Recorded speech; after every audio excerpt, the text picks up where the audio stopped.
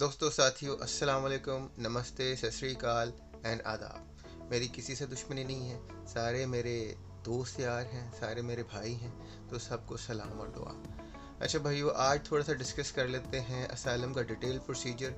वजह उसकी ये है कि मुझे अभी भी बहुत सारे कमेंट्स आ रहे हैं, इंस्टाग्राम पे लोग पूछ रहे हैं कि प्रोसीजर क्या है, डबलिन 3 रेगुलेशन क्या होती है। हालांकि मैंने उनकी शॉर्ट्स बनाई हुई है क्योंकि मेरे पास टाइम बहुत कम होता है, काम करने वाले बंदे बिजी रहते हैं भाई। तो अब मैंने सोचा है थोड़ा सा डिटेल प्रोसीजर बता दूं क्योंकि आज मेरे पास थोड़ा सा टाइम है। तो शुरू करते हैं कि असाइलम की रीज़न्स क्या हो सकती हैं। जो असाइलम की रीज़न लॉ में बताई गई हैं वो हैं race, religion, nationality, political opinion या membership of a particular social group. तो अब हम इनको डिस्कस कर लेते हैं। रेस का मतलब ये है कि नस्ल।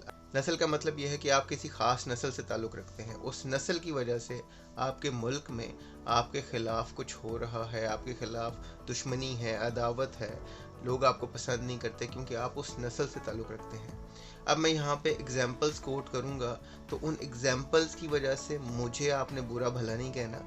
ये वो चीज़ें हैं जो एक्चुअली हैपन हो रही हैं, ये वो चीज़ें हैं जिनकी वजह से लोग आते हैं और असाइलम क्लेम करते हैं। इसमें मेरा कोई कसूर नहीं है। ये जो ऑन ग्राउंड सिचुएशन है, जो इंटरनेशनल ऑर्गेनाइजेशंस ने रूल्स बनाए हैं, उन्होंने कोई रिसर्च की है, उस पर कोई तहकीक के बाद कोई पेपर निकाले हैं कि इन चीज़ों पे असाइलम अगर कोई बंदा करता है तो उसकी रीज़न जेन्युइन है।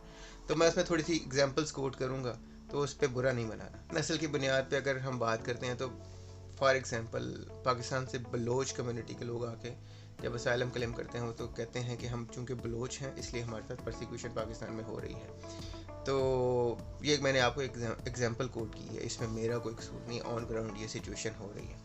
अच्छा, फिर रिलीजन की वजह से। अब रिलीजन क्या है, बाज़ लोग कहते हैं कि जी हम कादियानी हैं। हमारा मसला ये है कि हम जब पाकिस्तान में रहते हैं तो हमारे साथ सिचुएशन अच्छी नहीं है, तो कादियानी लोग आके all over the world asylum claim करते हैं। इसी तरह इंडिया में सिख हैं, वो कहते हैं कि जी चूँकि हम सिख हैं, इंडिया में हमारे साथ परसिक्यूशन हो रही है, इसलिए हम यहाँ पर आके असाइलम क्लेम कर रहे हैं। अब नेशनैलिटी, किसी ख़ास जगह पे आप रहते हैं और आपकी नेशनैलिटी कुछ ऐसी है जिसकी वजह से आपके साथ परसिक्यूशन हो रही है, आपके ख़िलाफ़ गवर्नमेंट है, आपके साथ बुरा सलूक हो रहा है, आपको जान का ख़तरा है, तो आप उसकी बिना पे भी असाइलम अप्लाई कर सकते हैं। पॉलिटिकल ओपिनियन, ये तो बड़ी कॉमन सी बात है कि अगर आप किसी ऐसे पॉलिटिकल ग्रुप से ताल्लुक़ रखते हैं, कोई ऐसी सियासी पार्टी है आपकी पाकिस्तान में जिसकी वजह से गवर्नमेंट और गवर्नमेंट की एजेंसीज़ जो हैं वो आपके ख़िलाफ़ हैं। बांग्लादेश में भी ऐसा बहुत कुछ है, इंडिया में भी ऐसा बहुत कुछ है कि लोग जो हैं वो पॉलिटिकल हरासमेंट की वजह से, क्योंकि उनका एक स्पेशल ग्रुप से ताल्लुक़ है, किसी पॉलिटिकल पार्टी से ताल्लुक़ है और गवर्नमेंट उनके ख़िलाफ़ है, तो उनको ना गवर्नमेंट प्रोटेक्शन देती है और उनके लिए रहना भी वहाँ पर मुश्किल होता है, तो इसलिए वो आके असाइलम क्लेम करते हैं पॉलिटिकल ओपिनियन की बुनियाद पे। इसी तरह अगर हम पांचवें रीज़न्स को देखें कि membership of a particular social group, तो वो भी इसी तरह ही है कि अगर आप किसी ख़ास सोशल ग्रुप से ताल्लुक़ रखते हैं और उस ताल्लुक़ की बुनियाद पे आपके ख़िलाफ़ कोई परसिक्यूशन हो रही है, तो उसके हवाले से भी आप असाइलम क्लेम कर सकते हैं। अब असाइलम करते कैसे हैं? असाइलम करने के लिए चंद एक तरीके हैं। आयरलैंड का प्रोसीजर ये है कि आयरलैंड में अगर आप इमिग्रेशन पे जाके असाइलम क्लेम करते हैं, अगर आप आयरलैंड में लैंड किए हैं और आपने असाइलम जाके इमिग्रेशन को क्लेम किया है, तो इमिग्रेशन वहाँ पर आपके फिंगरप्रिंट्स वगैरह लेगी, आपके सारी चीज़ें वगैरह चेक करके आपको डबलिन में रिसेप्शन सेंटर पे छोड़ते हैं जहाँ पर आपके खाने पीने रहने का इंतज़ाम होता है। और फिर वहाँ से डबलिन से आपको किसी भी जगह पे असाइलम अकोमोडेशन में ट्रांसफ़र किया जाता है ताकि आपका असाइलम का क्लेम जब तक असेस किया जाता है तब तक आपको वहाँ पर रखा जा सके और आपके रहने सहने का, खाने पीने का इंतज़ाम किया जा सके। तो इस तरह से ये डबलिन का प्रोसीजर है। तो ये जो तरीका है जब आप एयरपोर्ट पे असाइलम करते हैं, ये एक बड़ा अथेंटिक तरीका समझा जाता है, क्योंकि जैसे ही आप पहले सेफ़ मुल्क में पहुँचे हैं और वहाँ पर आपने पहुँचते ही इमिग्रेशन अथॉरिटीज़ को रब्ता करके असाइलम के लिए दरख्वास्त की है, तो इसका मतलब ये है कि आप इसी चीज़ को ढूंढ रहे थे, you were looking for asylum, और आपने पहला मुल्क टच किया सेफ़ कंट्री, और उसके साथ ही आपने इमिग्रेशन अथॉरिटीज़ को रब्ता करके असाइलम की रिक्वेस्ट डाल दी। तो ये बड़ा एक अथेंटिक चीज़ समझी जाती है कि आपने पहली अपॉर्चुनिटी जो आपको अवेलेबल थी उसको यूज़ करते हुए आपने फ़ौरन असाइलम अप्लाई कर दिया है। इसका मतलब है कि आप असाइलम के लिए ही आ रहे थे और आपको वाकई असाइलम की ज़रूरत थी। This is kind of consider to be authentic. लेकिन it is not a guarantee कि वो आपको असाइलम देंगे। फिर भी आपका असाइलम क्लेम असेस होगा और उसके बाद ही आपको असाइलम दिया जाएगा या जो भी सूरत हाल होगी। आयरलैंड में यहाँ पर IPO का ऑफिस, इंटरनेशनल प्रोटेक्शन का ऑफिस डबलिन में है, वहाँ पर जाके लोग असाइलम क्लेम करते हैं। तो ये दूसरा तरीका है जिसके ज़रिए से उस असाइलम ऑफिस में जाके आप असाइलम क्लेम करते हैं, वहाँ पर अपनी रीज़न बताते हैं, फिर वो वहाँ से आपको डबलिन में पहले रिसेप्शन सेंटर में भेजते हैं और फिर रिसेप्शन सेंटर में थोड़ा अर्सा रख के फिर देखते हैं कि आप कहाँ पर आपको ट्रांसफ़र किया जा सकता है, कौन सी काउंटी में किस जगह पे असाइलम अकोमोडेशन है, वहाँ पर जगह है आपके लिए, तो वो आपको वहाँ पर ट्रांसफ़र कर देते हैं फॉर द ड्यूरेशन के जब तक आपका असाइलम क्लेम चलता रहता है। तो उसके लिए आपके रहने सहने खाने पीने का इंतज़ाम इस तरह से करते हैं जब तक कि आपका असाइलम क्लेम चलता रहता है। तो ये सिलसिला है। और हाँ, डिपोर्टेशंस भी होती हैं। जब आपका असाइलम क्लेम कामयाब नहीं होता तो डिपोर्टेशंस भी होती हैं। यहाँ से हमारे कई दोस्त डिपोर्ट भी हुए हैं। यहाँ पर आयरलैंड में 2-3 स्टेजेस हैं असाइलम क्लेम की। रेफ्यूजी लेवल है, वो देखते हैं सबसे पहले कि आप रेफ्यूजी कंसिडर होंगे कि नहीं होंगे। फिर वो आपको देखते हैं कि आपको अगर रेफ्यूजी का क्लेम आपका नहीं बनता तो वो आपको सब्सिडियरी प्रोटेक्शन के लिए चेक करते हैं कि सब्सिडियरी प्रोटेक्शन इनको देनी चाहिए। अगर वो समझते हैं कि आप इसके भी एलिजिबल नहीं हैं तो फिर वो आपको लीव टू रिमेन के लिए चेक करते हैं कि इसको लीव टू रिमेन दे दें कि ये रहता रहे, और फिर बाद में नेशनलिटी के लिए जब एलिजिबल होगा तो तब इसको नेशनलिटी देंगे। वो फर्दर लेटर ऑन देखा जाएगा। तो लीव टू रिमेन भी एक तीसरा स्टेप है, तीसरा लेवल है जिस पे जाके आपका असाइलम क्लेम को, बेसिकली असाइलम से आप आउट हो जाते हैं जब आप लीव टू रिमेन पे जाते हैं। तो बेसिकली असाइलम क्लेम रेफ्यूजी और सब्सिडियरी प्रोटेक्शन तक है और उसके बाद लीव टू रिमेन आती है जो कि असाइलम नहीं है, बेसिकली वो असाइलम लॉ से बाहर है। वो government is giving you a favour कि आप यहाँ पर रह सकते हैं। अच्छा, चंद एक रीज़न तो मैंने आपको बताई जो लॉ के मुताबिक हैं, लेकिन मैं आपको ये बता देता हूँ कि वो चीज़ें किन बेसिस पे चेक करते हैं। मतलब आपकी कोई भी रीज़न हो सकती है, लेकिन वो आपको 2-3 चीज़ें पूछेंगे जब भी आप असाइलम करेंगे। तो उनके पास 2-3 क्वेश्चन ऐसे होंगे जो डिटरमिन करेंगे कि आप अपने मुल्क में सेफ़ थे या नहीं थे। अब आप अपने मुल्क में सेफ़ थे या नहीं थे, इसको डिटरमिन वो कैसे करेंगे? इसको डिटरमिन करने के लिए वो आपसे 2-3 क्वेश्चन पूछते हैं। वो आपसे पूछते हैं कि जिस सिचुएशन में आप थे उस सिचुएशन में आपने अपने मुल्क की जो सिक्योरिटी फोर्सेस हैं उनसे रब्ता करने की कोशिश की, पुलिस है या और कोई स्पेशल फोर्सेस हैं जिनको आपने रब्ता किया और उन्होंने आपको प्रोटेक्शन दी या नहीं दी। तो पहला क्वेश्चन तो ये है, वो इससे जज करते हैं कि आपकी अपने मुल्क की जो प्रोटेक्शन सर्विसेज थी वो आपके लिए काफ़ी नहीं थी। पहला क्वेश्चन तो ये है।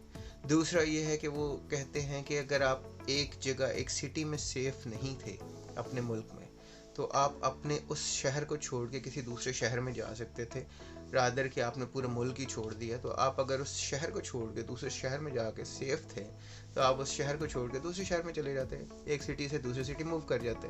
तो आपका असाइलम क्लेम इस बिना पे भी असेस किया जाता है कि आप अगर सिर्फ सिटी को छोड़ के दूसरे सिटी में जाने से आपका असाइलम हो सकता था, यानी कि आपको तहफ़्फ़ुज़ मिल सकता था, तो आपको मुल्क छोड़ने की ज़रूरत नहीं थी।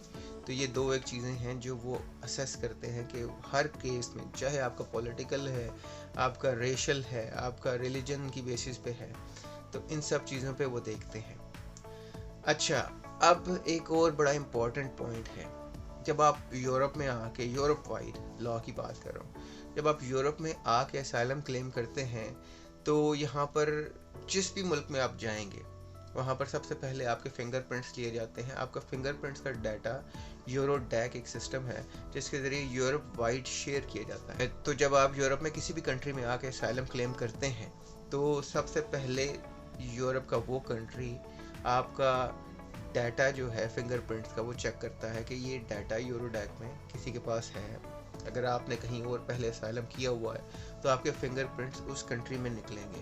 तो जब आपके फिंगरप्रिंट्स उस कंट्री में निकलेंगे तो ये कहेंगे कि आपने चूंकि उस कंट्री में असाइलम किया था या आप पहले उस कंट्री में एंटर हुए थे, तो आपका सेफ कंट्री वो था जहाँ पर आपको असाइलम करना चाहिए था। फॉर एग्जांपल, आपने लैंड किया फ्रांस में और आपने जाके असाइलम किया स्पेन में, तो स्पेन की जो अथॉरिटीज़ हैं वो आपको कहेंगी कि आपने चूंकि सबसे पहले फ्रांस को टच किया था, फ्रांस आपका सबसे पहला सेफ कंट्री था जहाँ पर आप असाइलम क्लेम कर सकते थे, तो आपने वहाँ पर असाइलम क्लेम क्यों नहीं किया? फिर वो आपको स्पेन से फ्रांस में ट्रांसफ़र करेंगे क्योंकि उनके मुताबिक, लॉ के मुताबिक आपका फ्रांस जो है वो एलिजिबल कंट्री है, यानी कि जिनका फ़र्ज़ बनता है कि उनको आपका असाइलम क्लेम प्रोसेस करना चाहिए। तो जो आपका फ़र्स्ट लैंडिंग कंट्री है या जहाँ पे आपने पहले असाइलम क्लेम किया, वही कंट्री आपका असाइलम क्लेम डील करने के एलिजिबल है। अगर आप पूरे यूरोप में इधर उधर जाके पहले एक जगह असाइलम करते हैं फिर दूसरी जगह जाके असाइलम करते हैं, तो इस चीज़ को कम करने के लिए ये लॉ बनाया गया कि यूरोडैक और डब्लिन 3 रेगुलेशंस लाई गई। डब्लिन 3 रेगुलेशन में पूरे यूरोप के कंट्रीज़, आयरलैंड और यूके भी इसका पार्ट था पहले। अब मुझे नहीं पता आफ्टर द ब्रेक्जिट यूके उस माहदे का पार्ट है कि नहीं। एक और बात, बाज़ कंट्रीज़ की एम्बेसीज़ में भी असाइलम होता है, लेकिन वो भी डिपेंड करता है कि जो कंट्री है वो अलाउ करता है ऐसा कि नहीं। जैसे कि यूएस अलाउ नहीं करता उनकी एम्बेसी में असाइलम करना, लेकिन एम्बेसी जो है वो दूसरे मुल्क की टेरिटरी समझी जाती है। अगर आपके मुल्क में कोई एम्बेसी है तो that is considered to be a territory of another country. वहाँ पर पाकिस्तानी गवर्नमेंट का कोई रोल नहीं होगा, कोई अमल दखल नहीं होगा। जो कंट्रीज़ अलाउ करते हैं उनकी एम्बेसीज़ में असाइलम लिया जा सकता है, लेकिन it is not a good idea, क्योंकि आप एक ही मुल्क में हैं और उस मुल्क में एक एम्बेसी के अंदर जाके असाइलम क्लेम कर रहे हैं, तो बहुत मुश्किल है कि गवर्नमेंट मैनिपुलेट कर सकती है रिकॉर्ड को। आपका असाइलम सक्सेसफुल नहीं होगा तो वो एम्बेसी आपको वापस इसी गवर्नमेंट को सौंप देगी। तो इसलिए बेहतर ये है कि आप एम्बेसी वाले असाइलम जो है वो ना करें। अगर आपकी ऐसे कोई सिचुएशन है जो वेरी नोन है, जो बड़ी पॉपुलर है, जो मीडिया में बड़ी ज़्यादा इन है, लोगों को सब पता है इस चीज़ का, कोई न्यूज़ में है वो चीज़, तो उस सूरत में आप जाके असाइलम किसी एम्बेसी में क्लेम करेंगे तो वो अंडरस्टैंड करेंगे कि इस बंदे की जान को ख़तरा है और ये न्यूज़ में हर चीज़ में हर जगह अवेलेबल है इसकी चीज़, ही रियली नीड्स असाइलम। तो उस सूरत में एम्बेसी का असाइलम सक्सेसफुल हो सकता है, वरना ये बहुत रिस्की है, तो डोंट डू दैट। तो इसके अलावा कुछ और भी चीज़ें हैं, कुछ और भी इंफॉर्मेशन है जो मैं फर्दर पॉज ऑन करूँगा। वीडियो लंबी हो जाए तो लोग पसंद नहीं करते, लेकिन थोड़ा सा आपको ओवरव्यू देने के लिए कि असाइलम कैसे करते हैं, असाइलम की रीज़न्स क्या हो सकती हैं, और जो मैंने रीज़न्स बताई हैं वो मेरी बनाई हुई नहीं है, तो इन रीज़न्स की बुनियाद पे असाइलम होता है। फ़िलहाल के लिए इतना ही, और अगली किसी वीडियो में मिलते हैं, तब तक के लिए इजाज़त दें। आदाब।